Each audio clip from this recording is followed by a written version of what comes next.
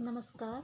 आज हमारा टॉपिक बाल मनोविज्ञान है, जिसमें हम वैयक्तिक भिन्नता के बारे में जानेंगे। यह टॉपिक हमारे होम साइंस में HDFS human development family study और चाइल्ड डेवलपमेंट BTC B.Ed इन सभी क्लासेस के लिए काफ़ी आवश्यक है। जो बहुत ही छोटे शॉर्ट नोट को तैयार करके हम आपके सामने प्रेजेंट करने जा रहे हैं। आइए देखते हैं वैयक्तिक भिन्नता क्या होती है। कोई भी दो व्यक्ति एक जैसे नहीं हो सकते। जैसा हम सभी को पता है कि जो वैयक्तिक भिन्नता होती है वो सबकी ही अलग अलग होती है। कोई भी व्यक्ति एक जैसा ना देखने में होता है, ना सोचने में विचारने में होता है और न ही वो एक कदकाठी का होता है। सभी अपने अपने व्यक्तित्व को धारण किए हुए होते हैं। अब इसी क्लास को ही ले लीजिए, जैसे हम पढ़ा रहे हैं, क्या वो हर एक व्यक्ति एक जैसा ही उसको समझ रहा है? नहीं, ऐसा नहीं है। कोई अपनी क्लास में टॉप करेगा तथा कोई ऐसा भी बच्चा होगा जो बार बार रिपीट होगा, फेल होगा। तो हर एक व्यक्ति की अलग अलग अपने धारण किए हुए व्यक्तित्व होते हैं। जैसा उनका जेनेटिक फैक्टर होता है, जैसा उनका इन्वायरमेंटल फैक्टर होता है, उन सभी का प्रभाव उनके व्यक्तित्व पर दिखाई देता है। इसी से हमारा व्यक्तिक भिन्नता प्रदर्शित हो जाता है।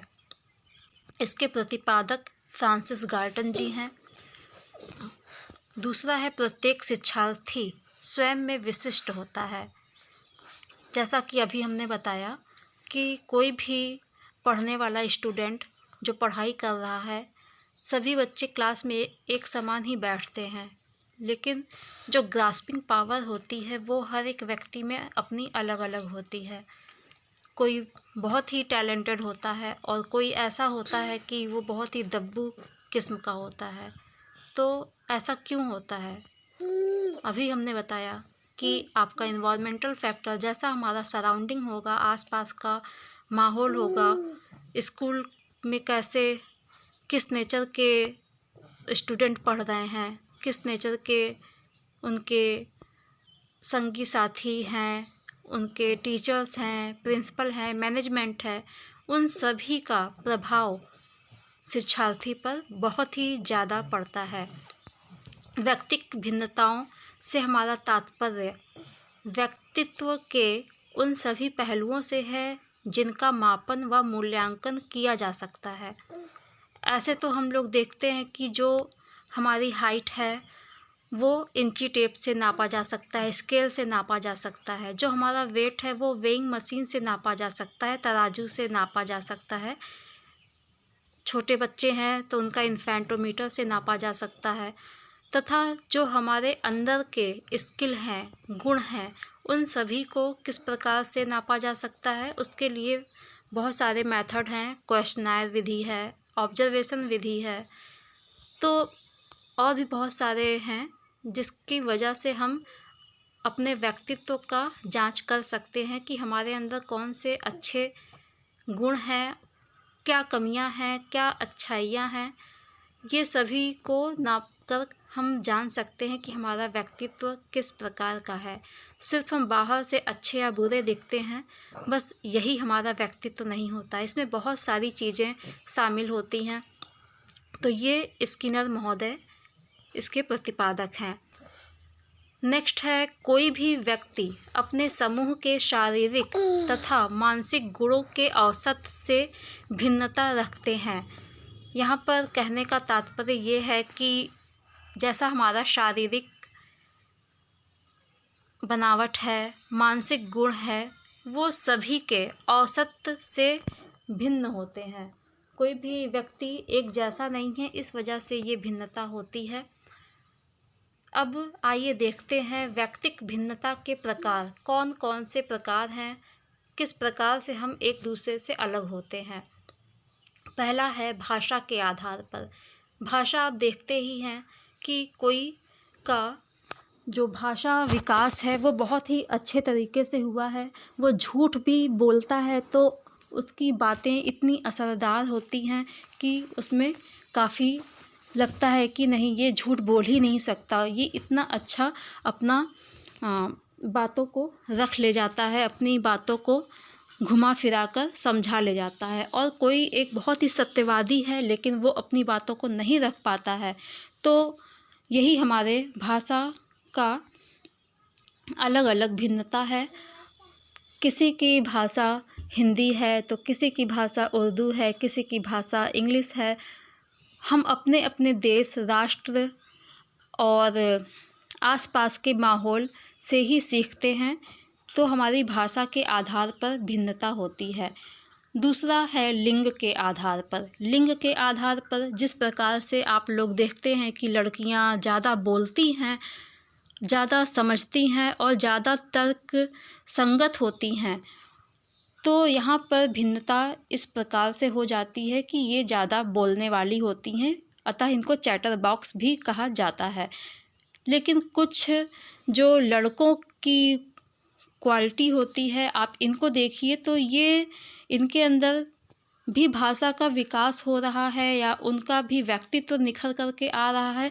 वो बहिर्मुखी होते हैं क्योंकि वो पूरे समाज में घूमते हैं, फिरते हैं। उनका ज़्यादा व्यक्तित्व निखर करके आता है। समाज में उनको कैसे बात व्यवहार करना है, उनको ये सारी चीज़ें पता होती हैं। बुद्धि भी आप देखते हैं कि कई प्रकार की होती है। कोई ज़्यादा इंटेलिजेंट होता है, कोई ज़्यादा समझदार होता है, कोई को थोड़ा सा ही बता दो तो वो पूरा अच्छे से समझ जाता है, और कोई इतना ज़्यादा नादान होता है, कोई इतना ज़्यादा नासमझ होता है कि उसको बार बार बताने पर भी उसको वो बातें उतनी अच्छे से समझ में नहीं आती। तो यहाँ बुद्धि के आधार पर भी काफ़ी भिन्नता देखी जाती है। अब परिवार व समुदाय भी हमारे व्यक्तित्व पर बहुत ज़्यादा असर डालते हैं। जिस प्रकार का हमारा परिवार व समुदाय होगा उसी प्रकार का हमारा व्यक्तित्व भी होगा। परिवार अगर सद्गुणों से भरा हुआ है तो जो व्यक्ति है उसका व्यक्तित्व भी वो सद्गुणों से ही भरा हुआ नज़र आएगा। समुदाय जैसा है, जैसा उसको माहौल दिया जाएगा बच्चे को बचपन से ही, उसी प्रकार वो अपने व्यक्तित्व को निखारने में सफल होगा।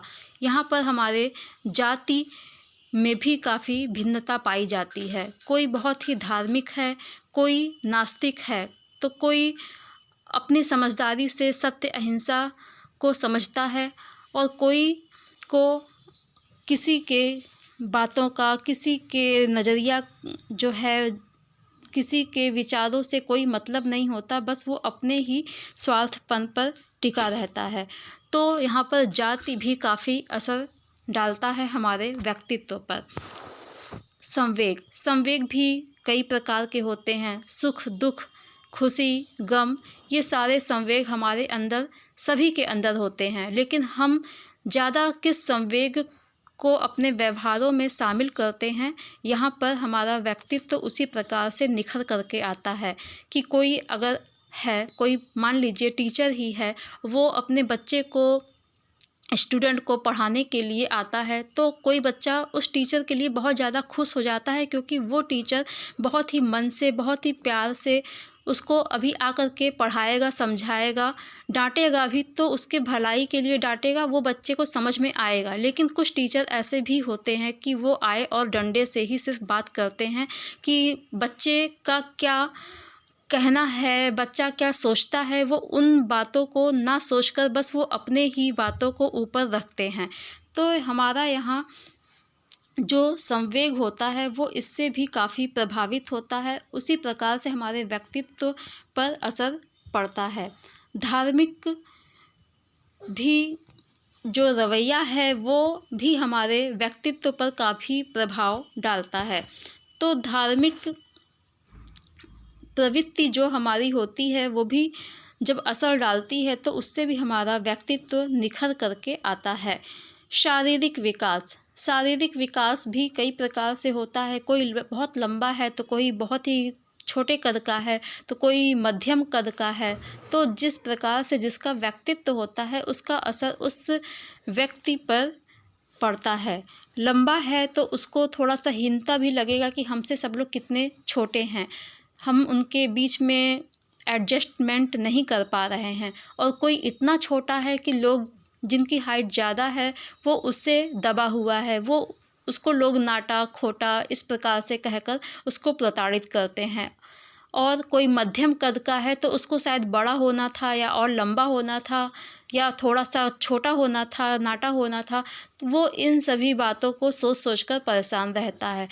तो कोई अपने व्यक्तित्व में अपने हाइट से खुश है क्योंकि उसका जितना भी अपना सेल्फ कॉन्सेप्ट है वो अच्छा बना हुआ है, वो अपने व्यक्तित्व से प्रसन्न खुश दिखाई देता है। तो यह हमारा व्यक्तित्व जो है वह भी शारीरिक विकास से काफ़ी प्रभावित होता है। जिसका शारीरिक विकास अच्छे से हुआ है, जो ज़्यादा मैच्योर हो चुका है, जो ज़्यादा समझदार हो चुका है, जिसके अंदर शारीरिक विकास जितना होना चाहिए उससे वो खुश है, तो उसका व्यक्तित्व ज़्यादा सुखी, संपन्न, खुश दिखाई देगा। अब आइए देखते हैं अभिवृत्ति। अभिवृत्ति भी हमारे व्यक्तित्व पर काफ़ी प्रभाव डालती है। अभिवृत्ति से तात्पर्य हमारा एटीट्यूड है कि हम किसी बातों को कैसे अपने आप में शामिल करते हुए आउटपुट देते हैं। अब उस आउटपुट का क्या समाज में निकल करके आता है कि वो कैसा बात व्यवहार कर रहा है, किसी बातों को किस प्रकार से ग्रहण कर रहा है, किस प्रकार से व्यवहार दूसरे से कर रहा है, ये सारा हमारा अभिवृत्ति आता है। तो यहाँ पे हमारा अभिवृत्ति भी कई प्रकार का होता है, जैसा होगा वैसा ही उसका व्यक्तित्व समझा जाएगा। तो यहाँ पर हमने देखा कि जो हमारा व्यक्तित्व है वो कई प्रकार से प्रभावित हो रहा है और वो सभी का जजमेंट कौन करता है, ये हमारा समाज करता है कि इनका व्यक्तित्व अच्छा है, इनका व्यक्तित्व कुछ कम है या ज़्यादा है। तो ये सारा कुछ जो है हमारा व्यक्तित्व दिखाई दे जाता है। अब व्यक्तिक विभिन्नता के कारण क्या होते हैं? जो व्यक्तिक विभिन्नता के कारण है वो हमारा वंशानुक्रम है। जैसे हमारे दादा दादी, नाना नानी, माता पिता हैं, उसी प्रकार से हमारे अंदर भी व्यक्तित्व के गुणों का विकास होता चला जाता है। तथा हमारा वातावरण भी यहाँ पर यह असर डालता है कि आसपास का जैसा व्यवहार है, जैसा इन्वायरमेंट है, जैसा टेम्परेचर है, जैसा यहाँ का माहौल है, वो सब उस बच्चे पर असर डालता है कि वो कैसा व्यक्ति बनेगा। अब आयु और बुद्धि भी यहाँ पर बहुत ज़्यादा असर डालती है हमारे व्यक्तित्व पर। जैसे आयु में जब लोग मैच्योर होते जाते हैं, परिपक्व हो जाते हैं, तो उनका व्यक्तित्व कुछ और होता है, लेकिन एक छोटे से बच्चे का व्यक्तित्व कुछ और होता है। वह अभी समाज के नियमों को, रूल्स एंड रेगुलेशंस को नहीं समझते हैं, इसलिए उसका व्यक्तित्व शायद उतना अच्छा नहीं माना जाता। वो नटखट है, वो समझदार है, वो हम उसको देखते हैं कि वो कैसा बात व्यवहार समाज में कर रहा है। तो यहाँ हमारा आयु जो है वो भी प्रभावित करता है। साथ में बुद्धि भी हमारी प्रभावित करती है। जैसी बुद्धि होगी वैसा ही हम व्यक्तित्व को धारण करेंगे। किसी की बुद्धि बस अपने तक ही सीमित है तो किसी की बुद्धि जो है वो पूरे समाज को सुधारने में लगी हुई है। कोई सिर्फ आतंकवादी विचारधारा से ही जी रहा है। ये सारा कुछ हमारा व्यक्तित्व का निर्धारण जो है ये हमारे वंशानुक्रम, वातावरण, आयु एवं बुद्धि, परिपक्वता, लैंगिक विभिन्नता, ये सभी मिलकर हमारे व्यक्तित्व का निर्माण करते हैं। आइए देखते हैं व्यक्तिक विभिन्नता को जानने की विधियाँ।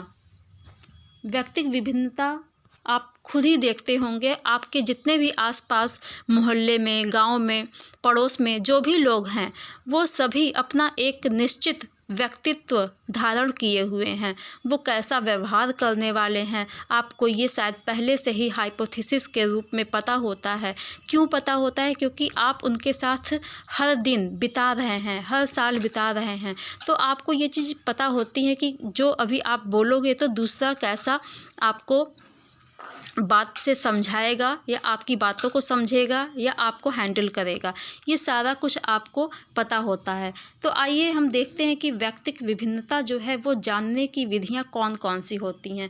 पहला होता है बुद्धि परीक्षण। बुद्धि परीक्षण में आप ये देख सकते हैं कि जैसे एक छोटा लड़का है या लड़की, कोई भी है, स्टूडेंट है, तो वो अगर बुद्धिमान है तो सिर्फ हम बातों से ही नहीं जान पाएंगे कि ये बुद्धिमान है। हम उसका अगर एग्ज़ाम लेते हैं, जो हमारे यहाँ early, half early, mid term, ये सारे एग्ज़ाम्स होते हैं, ये सभी हमारे बुद्धि का परीक्षण करते हैं। बुद्धि परीक्षण में हम आईक्यू टेस्ट को भी कर सकते हैं। जैसा कि हम कोई क्वेश्चनर को उस बच्चे को दें, वो उसको हल करे, या भाटिया बैटरी टेस्ट को दिया जाए, वो उसमें ड्राइंग के माध्यम से, या TAT टेट जो है, सीट टेट जो है, ये सभी, या पिक्चर कंप्लीशन टेस्ट है, ये सभी जितने भी टेस्ट होते हैं, साइकोलॉजिकल टेस्ट होते हैं, वो सभी बुद्धि परीक्षण को नापने के लिए काफ़ी अच्छे होते हैं, जिसकी वजह से हम यह जान सकते हैं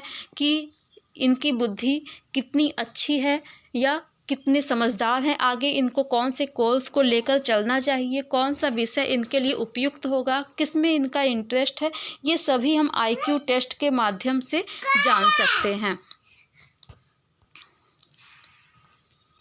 अब उपलब्धि परीक्षण। उपलब्धि परीक्षण में ये होता है कि आपके पास जो मार्कशीट आ रहे हैं हर साल, जो आप अपना स्किल का विकास करके आप दिखा रहे हो, तो ये सभी जो है आपके स्किल को, आपकी उपलब्धि को दिखाता है।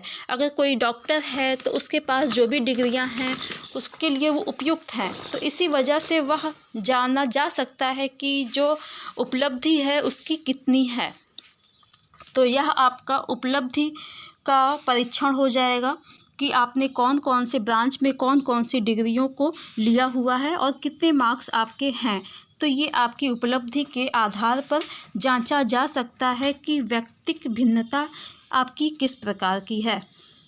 संवेग परीक्षण। संवेग परीक्षण में आपने देखा होगा कि आपका चिंता मापनी टेस्ट है, सेल्फ कॉन्सेप्ट का टेस्ट है, या आपका एंजाइटी का टेस्ट है, या आपके खुशी का, आपके सोच का, आपके विचारों का, आपके रहन सहन का, आपके व्यवसाय का, आप कैसा सोचते हो, ये सभी आपके संवेग का टेस्ट किया जा सकता है। इसके लिए भी बहुत सारे क्वेश्चनर आते हैं, जिसकी सहायता से हम यह जान सकते हैं कि इनका संवेग का क्या प्रकार है, कैसा इनका संवेग है, उच्च कोटि का है या मध्यम क्वालिटी का है, या बहुत ही पुअर है, बहुत ही ज़्यादा इमोशनल है। ये सभी कुछ हम अपने संवेग के परीक्षण के द्वारा जान सकते हैं।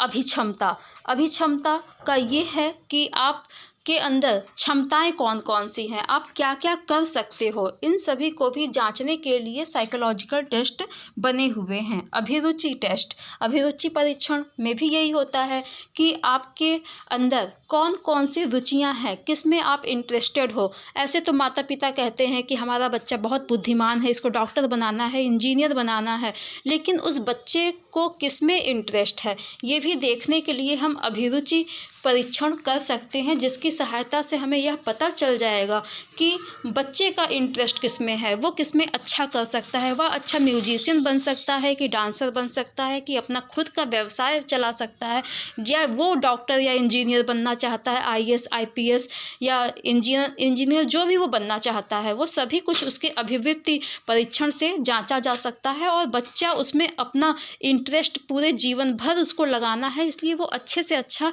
उसमें कर सकता है। ऐसे माता पिता अपने बच्चों पर जो अपनी खुशियों को लादना चाहते हैं, तो वो शायद बच्चा एक दबाव में उसको करता ज़रूर है, लेकिन वो कितना सफल होगा या वो खुशी से कर पाएगा पूरे जीवन भर उस काम को, तो वहाँ पर थोड़ा सा ये मुश्किल आता है कि हो सकता है वो कभी फेल हो जाए और वो अपने बीच में अपने कैरियर को छोड़ करके फिर अपने जॉब को चुनने के लिए थोड़ा सा और प्रयत्नशील हो।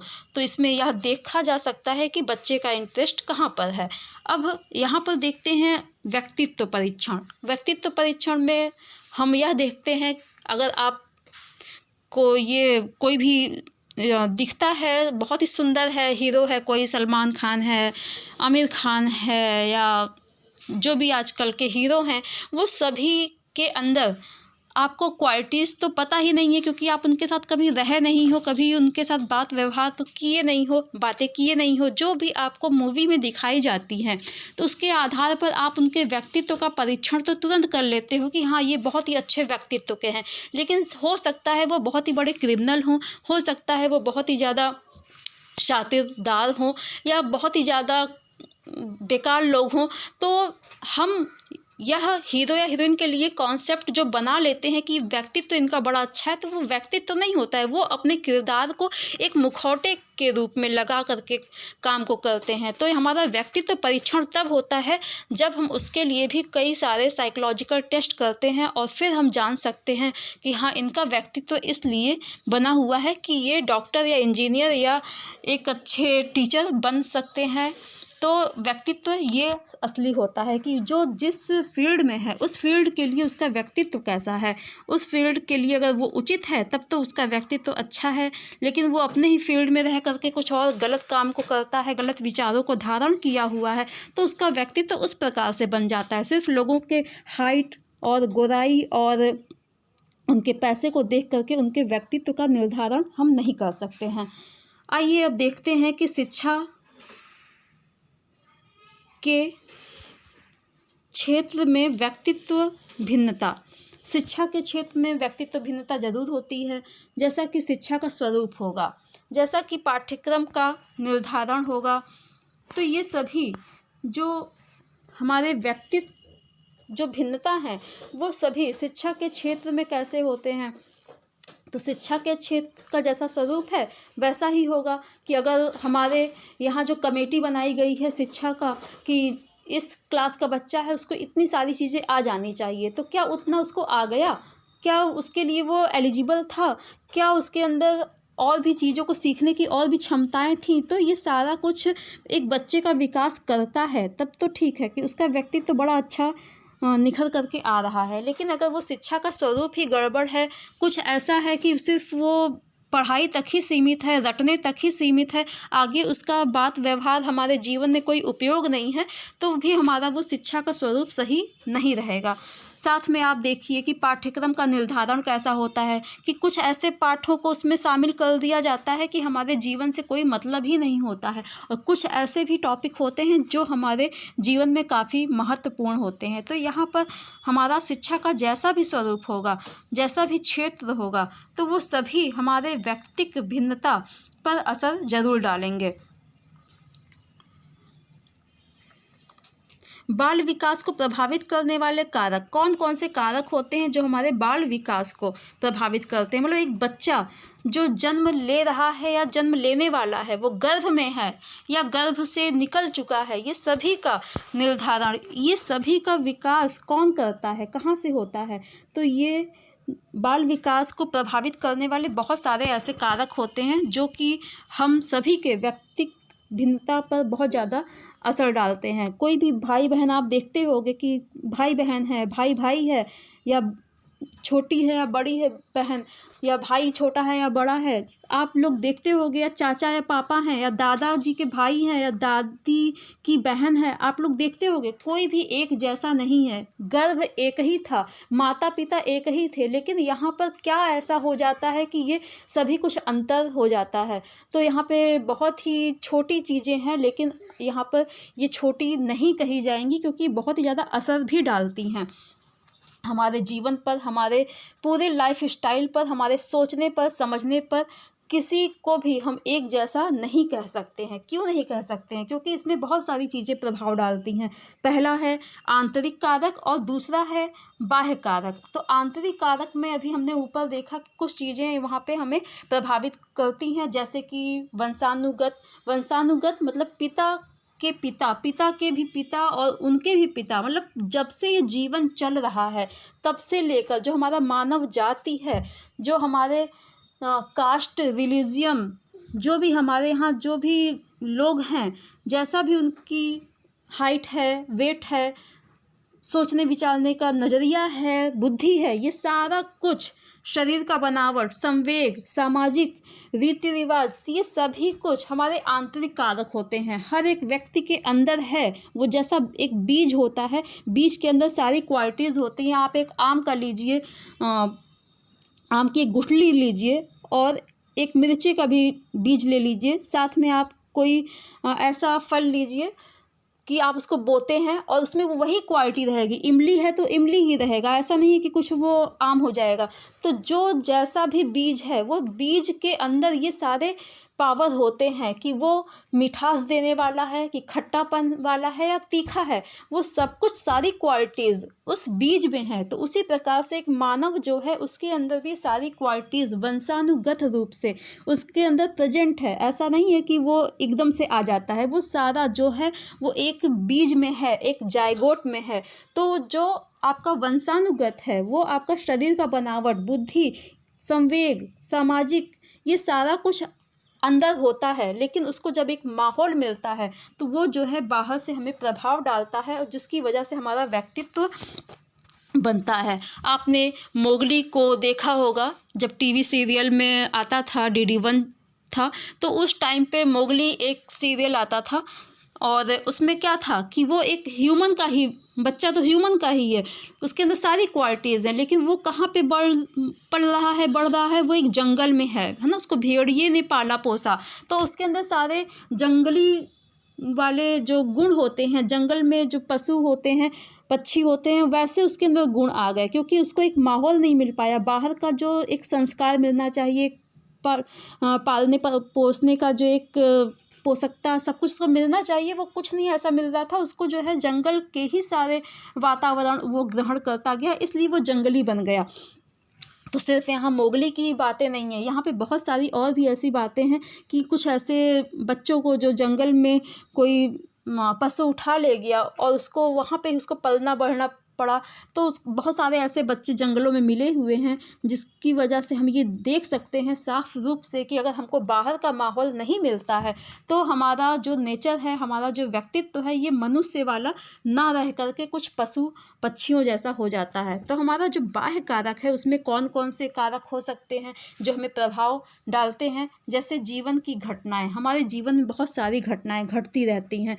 कोई बहुत ही खुशियों में पला होता है, कोई बहुत ही दुख में पला होता है, कोई बहुत गरीबी में पला होता है, कोई बहुत ही अमीरी में पला होता है। तो जीवन का जैसा भी घटना है, किसी के माता पिता बचपन में ख़त्म हो गए, किसी के पिता ने माँ को छोड़ दिया, तो ये सभी घटनाएं एक छोटे से नन्हे से बच्चे पर कैसा कैसा असर डालते हैं, ये सब कुछ हम साफ रूप से उसके बड़े होने पर, उसके व्यक्तित्व पर आराम से देख सकते हैं।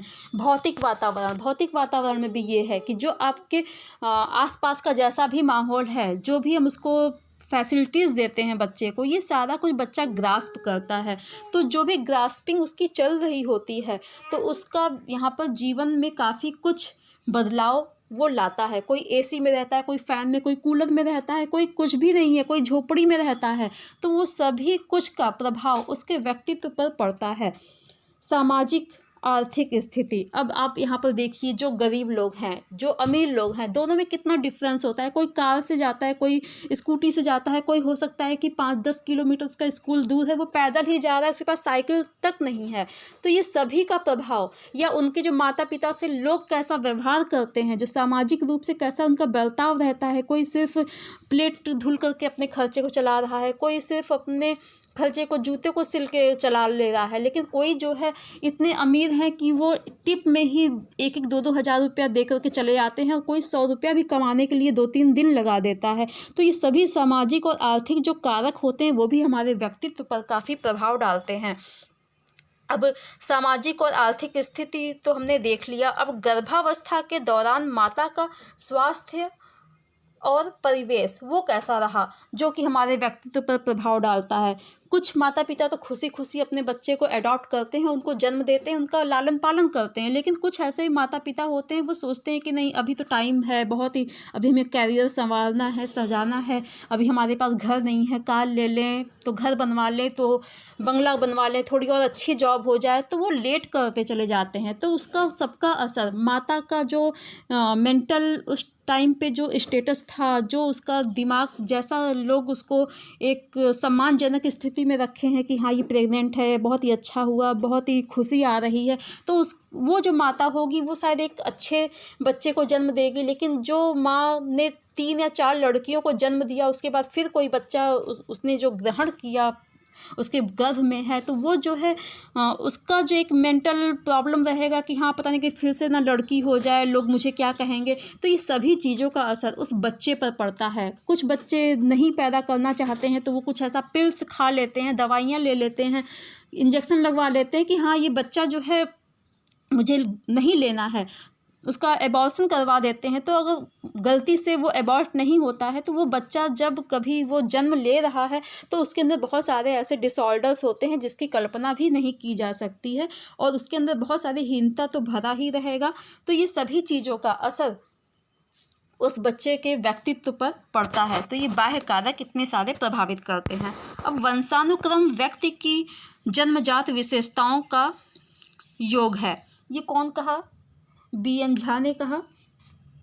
तो बी.एन. झा जी ने क्या कहा कि वंशानुक्रम व्यक्ति की जन्मजात विशेषताओं का योग है।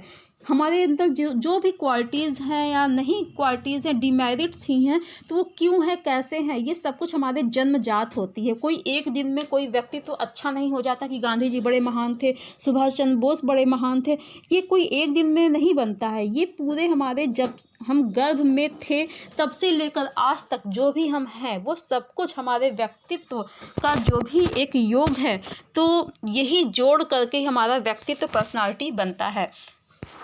दूसरा ये बताया जा रहा है कि वंशानुक्रम में वे सभी बातें आ जाती हैं जो जीवन का आरंभ करते समय, जन्म के समय नहीं वरन गर्भाधान के समय व्यक्ति में उपस्थित थी। वुडवर्थ जी ने ये कहा। तो अभी हमने इस बात को डिस्कस किया कि वंशानुक्रम हमारे ऊपर बहुत ज़्यादा असर डालती है, उसी से हमारा एक बीज की तरह अंदर बीजारोपण हो चुका होता है। अब हमको इन्वॉल्वमेंट कैसा मिलेगा तो वो बाद में असर डालेगा, लेकिन 9 महीने तक गर्भ में बच्चा जो बन रहा है वो सब कुछ एक बीज के माध्यम से ही आगे उसकी उन्नति होती गई। तो ये उपस्थित ही रहता है, जिसको वुडवर्थ जी ने बोला।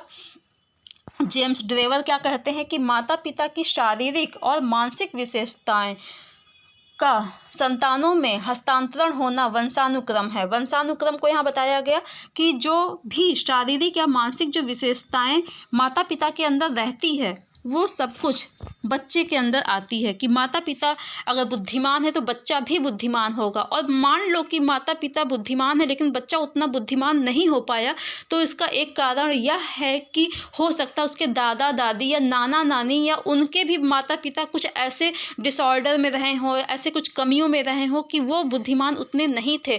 तो उसका माता पिता का 50-50% तो बच्चे में आता है, लेकिन उनके जो माता पिता हैं उनका 25% भी आता है। ऐसा नहीं कहा जा सकता कि पूरे माता पिता का ही गुण जो है बच्चे में दिखाई देता है। उनके भी माता पिता और उनके भी माता पिता, ये जो एक सर्कल चला आ रहा है, जो एक सीक्वेंस चला आ रहा है, वो कहीं से भी उस बच्चे के अंदर उसको बहुत ही बुद्धिमान या बहुत ही कमज़ोर या बहुत ही शारीरिक गुण से परिपूर्ण, बहुत लंबा सुंदर, ये सब कुछ उसके अंदर हो सकता है, या हो सकता है बहुत ही नाटा और खोटा और अजीब सा वो दिखाई देने वाला हो। तो ये कुछ जो कुछ भी है वो उनके माता पिता और उनके भी माता पिता से लिया हुआ ये एक योगफल है।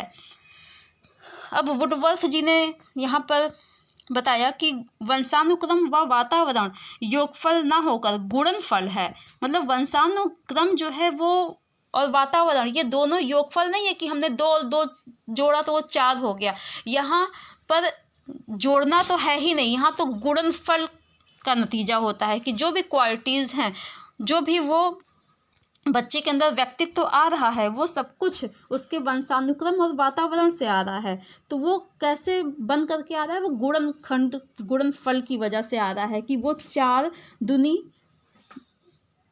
8 ऐसे होगा और 8 दूनी 16, ठीक है। इस प्रकार से उसके अंदर वो सारे गुण आते हैं। अब बीज कोष की निरंतरता का नियम दिया किसने? बीजमैन ने दिया कि बीज कोश की निरंतरता, ये निरंतर चला आ रहा है। एक बीज जो है कभी रहा होगा, मनुस्मृति से आया या कहाँ से आया, ये जो भी एक बीज था वो आज भी हमारे मानव जाति को रखा हुआ है। ये ऐसा नहीं हुआ कि उस समय मानव थे और आज हम मानव खत्म हो गए, ऐसा नहीं है। जब भी बीज का बीजारोपण होगा तो वो मानव को उत्पन्न करने की उसकी क्षमता रहेगी, ये बीजमैन ने कहा। अब आइए देखते हैं आनुवंशिकता के नियम, आनुवंशिकता का सिद्धांत क्या कहता है। बीज कोश की निरंतरता का सिद्धांत। बीज कोश की निरंतरता मतलब ये चला ही आ रहा है, ये रुकेगा नहीं, ये कंटिन्यू ही रहेगा। दूसरा है समानता का सिद्धांत। समानता का सिद्धांत है कि जैसे माता पिता वैसे बच्चे, ठीक है। समानता मतलब समान रहेंगे, उनके पास भी आँख है, नाक है, जीभ है, त्वचा है, बाल है, हाइट है, वेट है, साइज है, बुद्धि है, ये सब कुछ जो उनके पास है वो दूसरे के पास भी रहेगा। जिस प्रकार से आम का बच्चा भी आम ही होगा, इमली का बच्चा इमली ही होगा, उसी प्रकार से ह्यूमन का कोई बच्चा अगर है तो वो भी ह्यूमन ही होगा, वो कोई जानवर या पक्षी नहीं हो जाएगा। फिर है प्रत्यागमन का सिद्धांत। प्रत्यागमन का सिद्धांत मतलब बालक माता पिता के गुणों से बिल्कुल विपरीत होगा। ऐसा भी नहीं है, हाँ विपरीत तो होता है, कुछ मामले में एक जैसा भी हो सकता है। तो ये बालक जो है माता पिता के जो गुण होते हैं वो एक जैसे भी हो सकते हैं, और लेकिन कभी कभी या अधिकतर ही ऐसा होता है कि वो उसके विपरीत होता है कि माता पिता बहुत सज्जन है लेकिन बच्चा जो है थोड़ा स्मार्ट है, वो उतना समझदारी से बात अभी नहीं कर पाता है, ठीक है। चौथा है जीव सांख्यिकी सिद्धांत। फ्रांसिस गाल्टन ने दिया, बच्चे माता पिता से ही नहीं अपितु पूर्वजों से भी गुण प्राप्त करते हैं। जिस प्रकार से मैंने बताया कि जो बच्चे हैं, जो आनुवंशिकता के जो गुण है वो माता पिता से 50-50 तो लेते हैं, लेकिन उनके भी माता पिता मतलब नानी और नाना और दादी और दादा, उनसे भी 25-25-25-25 लेते हैं, ठीक है। तो ये जो परसेंटेज है वो इस प्रकार से चलता रहता है। और अर्जित गुणों के अवितरण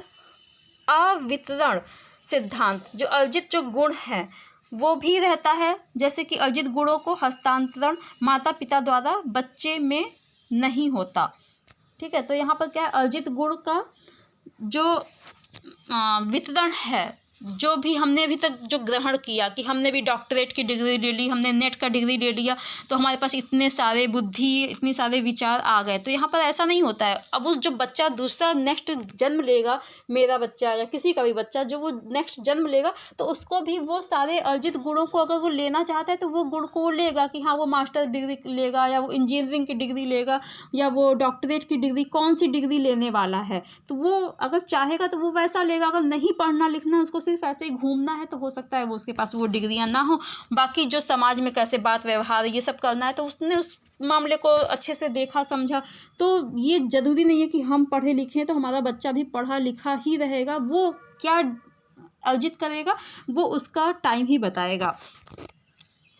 अब अर्जित गुणों के वितरण का सिद्धांत। अर्जित गुणों का वितरण संतानों में होता है, लैमार्क ने बोला, डार्विन ने बोला और विभिन्नता का सोरेसन ने बोला। वंशानुक्रम का प्रभाव, इसका प्रभाव क्या होता है कि बालक पर प्रभाव पड़ता है।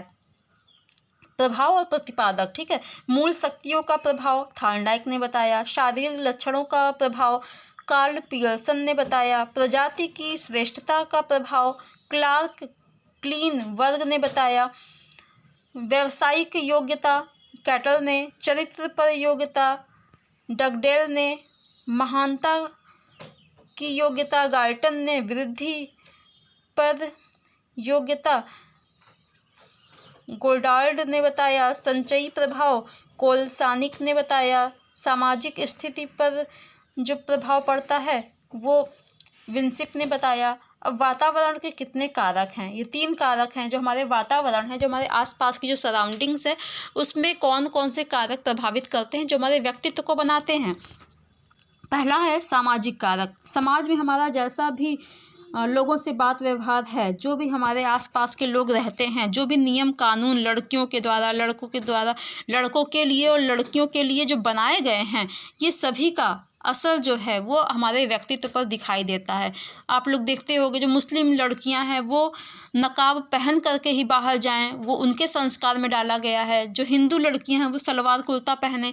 जो फॉरेन कंट्री में है वो बूढ़ी हो गई हैं, उसके बाद भी जो है वो स्कर्ट पहन सकती हैं, जीन्स पहन सकती हैं, मिनी स्कर्ट पहन सकती हैं। तो ये सभी हैं तो वुमेन, लेकिन वो उन जो वुमेन है वो कौन से ड्रेस को धारण कर रही हैं, उसी प्रकार से उनके जो विचार हैं कुछ खुले विचारों वाली हैं, कुछ बहुत ही अपने मन को संकुचित करके जीती हैं। तो ये सभी कुछ कौन हमारे व्यक्तित्व को निखार रहा है, बना रहा है। तो हमारा जो सामाजिक कारक है वो प्रभाव डालता है। सांस्कृतिक कारक भी हमारा ऐसे ही प्रभाव डालता है कि संस्कृति हमारी कैसी है, कल्चर हमारा कैसा है, जैसा भी होता है वो भी हमारे व्यक्तित्व पर दिखाई देता है। अब आर्थिक कारक कौन से होते हैं? आर्थिक कारक, गरीब है तो उसका व्यक्तित्व जो है बहुत ही दबा हुआ, कुचला हुआ, हीनता से भरा हुआ रहेगा। अब कोई बहुत ही अमीर है, उसके पास पैसे का कोई भी कमी नहीं है, तो उसको दूसरे का दुख या उस दूसरे को लोग जो है गंदा है इस प्रकार से कहेंगे कि वो गरीब है तो वो गंदा है। मतलब ख़राब कपड़े, क्या वो थोड़ा सा फटे हुए कपड़े पहन लिया, वो थोड़ा सा पुराने कपड़े पहना हुआ है, दिवाली पे नए कपड़े नहीं लिया, अपने पुराने कपड़ों को धुल के पहना हुआ है, तो जो अमीर लोग हैं उनको लगेगा कि हाँ ये तो बिल्कुल भी गंदे लोग हैं, इनसे बात नहीं करना चाहिए, बेकार लोग हैं। और जो गरीब है वो दूसरे को हमेशा अच्छा समझेगा, अरे ये तो बहुत ही अच्छे लोग हैं, बहुत ही इनके अंदर बहुत सारी खुशियाँ हैं, इनके अंदर कोई प्रॉब्लम ही नहीं है। तो ऐसा नहीं है, हम सबके अंदर सारी खुशियाँ और गम चलते रहते हैं, लेकिन हम जो नज़रिया बन जाता है ये हमारे आर्थिक दृष्टिकोण को बनाने के लिए सारे हमारे पैसों का ही कमाल होता है कि अगर हम गरीब हैं तो हमारा व्यक्तित्व कैसा हो रहा है, और अगर अमीर हैं तो हमारा व्यक्तित्व कैसे बन रहा है। वातावरण वह बाहरी शक्ति है जो हमें प्रभावित करती है। ठीक है, वातावरण तो बाहरी शक्ति है ये कि हमें तुरंत प्रभावित करती है कि जैसा अगर मान लो ठंडक पड़ रही है, ठीक है, स्वेटर निकाल लो, रजाई निकाल लो, कंबल निकाल लो, जूते पहन लो, मोजे पहन लो। लेकिन अगर ठंडक हो रही है, गर्मी हो रही है, तो ये सारे कुछ हम रख देंगे और उठा करके फिर उसके बाद क्या है, हमें चाहिए क्या, एक सूती कपड़ा, एक कुछ भी हल्का फुल्का सा कपड़ा, ठीक है, चप्पल पहन लिया, छत पे ही सो लिया, कोई भी ठंडक का कोई भी एहसास नहीं है, बल्कि ठंडक खोजेंगे उस टाइम पे। और साथ में बाहरी वातावरण क्या है, हमारा स्कूल है, कॉलेज है, माता पिता का व्यवहार है, पड़ोसियों का व्यवहार है, ठीक है, ये सभी कुछ हमारे बाहरी कारक होते हैं जो कि हमारे वातावरण हैं और ये हमें प्रभावित करते हैं। रॉस कहते हैं इसको। विकास होता है, विकास क्या होता है, सामान्य से विशिष्ट होता है। मतलब विकास तो सबके अंदर चल रहा होता है, जो एक बच्चा है वो भी विकसित हो रहा है, जो एक बड़ा है, बुजुर्ग है, एडल्ट है, एडोलसेंस है, वो सभी के अंदर विकास चल रहा होता है। लेकिन ये कैसे चलता है, ये सामान्य से विशिष्ट की ओर चलता है कि हर एक व्यक्ति पढ़ता है, लिखता है, सोचता है, समझता है, गाना गाता है, दौड़ता है, चलता है, लेकिन कुछ उसमें धावक हो जाते हैं। कोई की राइटिंग जो है बहुत अच्छी हो जाती है, कोई इसमें हीरो हो जाता है, कोई इसमें हीरोइन हो जाता है, कोई डॉक्टर इंजीनियर हो जाता है, कोई IAS PCS बन जाता है। तो ये जो है विशिष्ट तक पहुंचने के लिए हमें सामान्य रूप से पढ़ना, लिखना, चलना तो सीखना ही पड़ता है। तो इसीलिए कहा जाता है कि सामान्य से विशिष्ट की ओर हमारा विकास होता है और ये कंटिन्यू होता रहता है।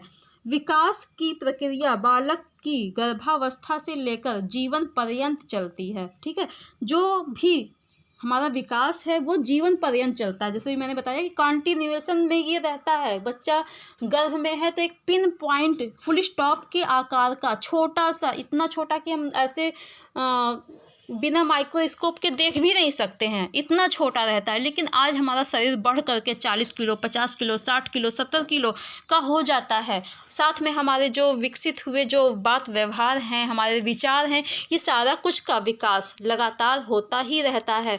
जो बचपन में बच्चा एक गुब्बारे के लिए रोता था, अब वो बड़ा हो गया, बुजुर्ग हो गया, तो वो बच्चे के पास गुब्बारा रखा है तो उसको वहाँ पे कोई मतलब ही नहीं रहेगा। तो ये सब कुछ चेंजेस होते ही रहते हैं, प्रक्रिया चलती रहती है कि कभी कुछ हमें चाहिए तो कभी कुछ नहीं चाहिए, और कभी कुछ चाहिए तो कभी कुछ वो नहीं चाहिए।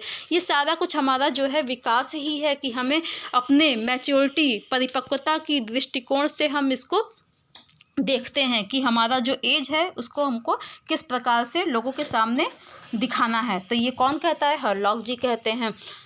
अब जो है विकास का संबंध होता है, जो भी विकास है वो संबंधित होते हैं, कैसे, गुणात्मक और परिमाणात्मक होते हैं। ठीक है, क्वालिटी और क्वांटिटी ये दोनों ही रूपों में विकास होता है कि गुण तो हमारे अंदर आते ही है, साथ में जो हमारे अंदर परिमाण भी आते हैं कि हमारी जो हाइट है इतनी लंबी हो गई है। जब हम छोटे थे तो इतने छोटे थे और आज हमारी हाइट इतनी हो गई है।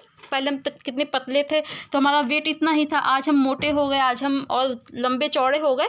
तो उससे भी क्या है कि हमारा जो विकास ही तो हो रहा है। ये सिर्फ एक ही चीज़ नहीं होता है कि बस हम हाइट को गेन कर लिए तो हमारा विकास नहीं हो रहा है। हम सभी चीज़ों को गेन करते रहते हैं, सब कुछ एक साथ चल रहा होता है कि विकास भी चल रहा है और हमारा ग्रोथ भी चल रहा है। तो जो ग्रोथ है वो हमारा परिमाणात्मक हो गया और जो विकास है वो हमारा गुणात्मक हो गया, और ये कंटिन्यू चलता रहता है। आइए देखते हैं बाल विकास के सिद्धांत कौन कौन से होते हैं। तो बाल विकास के सिद्धांत भी कई होते हैं, जैसे निरंतरता का सिद्धांत। निरंतरता जैसे मैंने बताया कि कभी रुकती नहीं है, चलती ही रहती है, चलने वाली, विकास ना रुकने वाली प्रक्रिया है। ठीक है, कंटिन्यू चलती रहती है। एक दिन या 2 दिन चला विकास, फिर परसों नहीं चलेगा, नरसों नहीं चलेगा, फिर उसके बाद फिर चलेगा, तो ऐसा नहीं है। वो लगातार चलता है। जब बच्चा गर्भ में आता है तब से लेकर के बुढ़ापा तक, वृद्धावस्था तक ये चलता ही रहता है, ये रुकेगा नहीं। अब व्यक्तिक विभिन्नता का, बालकों का विकास और वृद्धि उनकी व्यक्तिकता के अनुरूप है। ठीक है, व्यक्तिक विभिन्नता तो होती ही, अभी हमने ऊपर इसकी चर्चा की हुई है।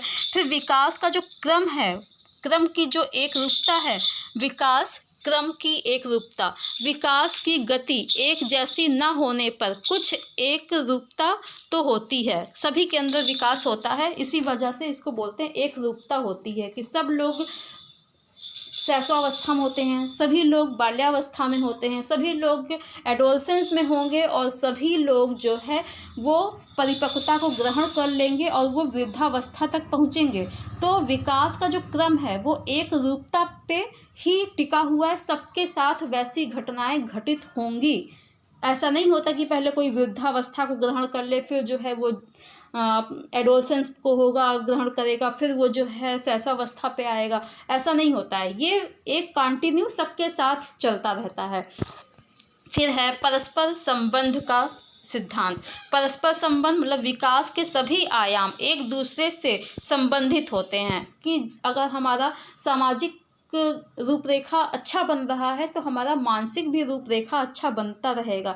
ये सभी कुछ एक दूसरे से संबंधित होता है कि अगर हम शारीरिक विकास कर रहे हैं तो हमारा मानसिक विकास भी होगा। ठीक है, फिर है एकीकरण का सिद्धांत। एकीकरण मतलब बालक पहले संपूर्ण अंग को और फिर अंग के भागों को चलाना सीखता है। बालक के अंदर तो सभी अंग है, लेकिन अब उस अंग को आप देखते होगे, जब छोटा बच्चा होता है तो वो अपने सर को नहीं संभाल पाता है, अपनी उंगलियों को किसी चीज़ को पकड़ना चाहता है तो नहीं पकड़ पाता है। लेकिन ये एक ऐसा करिश्मा है भगवान का, या हमारे जो भी हमारे पास शरीर में जो अंग हैं उसका एक टाइम होता है कि उस टाइम को आते आते ये सारे अंग एक समान कार्य करने लग जाते हैं कि दिमाग अपना कार्य कर रहा है, आँख अपना कर रहा है, जीभ अपना, त्वचा अपनी कार्य को कर रहे हैं, और ये सारे जो बॉडी के पार्ट्स हैं वो सब कुछ एकीकृत हो जाते हैं और वो हमें एक बढ़िया सुसज्जित व्यक्तित्व को प्रदान करते हैं। वृद्धि और विकास की दर एक समान नहीं होती है। अब ये कहिए कि वृद्धि और विकास एक जैसा चल रहा होता है कि हम 1 किलो के हैं तो हमको इतना विकास 1 किलो का हो जाना चाहिए, तो ऐसा नहीं होता है। वृद्धि तो चल रही है, वो भी कंटिन्यू है, और विकास भी चल रहा है। लेकिन कुछ ऐसी स्थितियों में, जैसे शैशवावस्था जब होता है तो बच्चा बहुत जल्दी से ग्रोथ कर लेता है। ग्रोथ कर लेता है मतलब कि जब बच्चा पैदा हुआ तो 3.5 किलो का होता है, लेकिन जब बच्चा 1 साल का होता है, पैदा होने पर वो 3-3.5 किलो का हुआ, लेकिन जैसे बच्चा 1 साल का होता है तो उसी समय वो 9-10 किलो का हो जाता है। ऐसा क्यों होता है? ऐसा इसीलिए होता है क्योंकि जो ये अवस्था है इसमें बहुत ही फास्ट तरीके से बच्चे के अंदर विकास हो रहे होते हैं, ग्रोथ हो रहा होता है, लेकिन अभी उसका विकास जो है बाकी चीज़ों पे समझने में अभी उतना नहीं होता है। बस वो भी अपने माता पिता को, अपने घर के लोगों को ही वो समझने में काफ़ी टाइम लगा देता है, लेकिन जो उसकी वृद्धि है वो बहुत ही फास्ट गति से चलती है। अब जब बच्चा अपने क्या बोलते हैं इसको, जब बच्चे के अंदर बाल्यावस्था आता है, तब बाल्यावस्था के टाइम में आप देखते हो कि बच्चे के अंदर अब वो वृद्धि नहीं हो रही है, लेकिन विकास बहुत तेज़ी से हो रहा है। विकास बहुत तेज़ी से हो रहा है मतलब उसकी जो मस्तिष्क का जो गुण है वो बहुत ही ज़्यादा निखर करके आ रहा है। आप उसको जो भी पढ़ा रहे हो, जो भी समझा रहे हो, जो भी उसकी जिज्ञासाएँ हैं उसको आप शांत कर रहे हो, तो उस टाइम पर बच्चे में आप ये देखते हो कि जब बच्चा वृद्धि कर रहा है तो विकास कुछ धीमा हो गया, लेकिन जब विकास कर रहा है तब वृद्धि उसकी कुछ धीमी हो गई। तो दोनों में तालमेल है, लेकिन इतना ज़्यादा एक बराबर से नहीं है। हो रहा है कंटिन्यू दोनों, लेकिन कंटिन्यूएशन में कहीं कुछ ज़्यादा है तो कहीं कुछ किसी एज में कम है। अब हम यहाँ 7वां पॉइंट देखते हैं कि विकास की भविष्यवाणी की जा सकती है। विकास की भविष्यवाणी कैसे की जा सकती है कि अगर बच्चे का विकास बचपन में 1 साल में 2 साल में हमने देखा कि ये काफ़ी अच्छे से हो रहा है, ठीक है, तो उस टाइम पे हम ये देख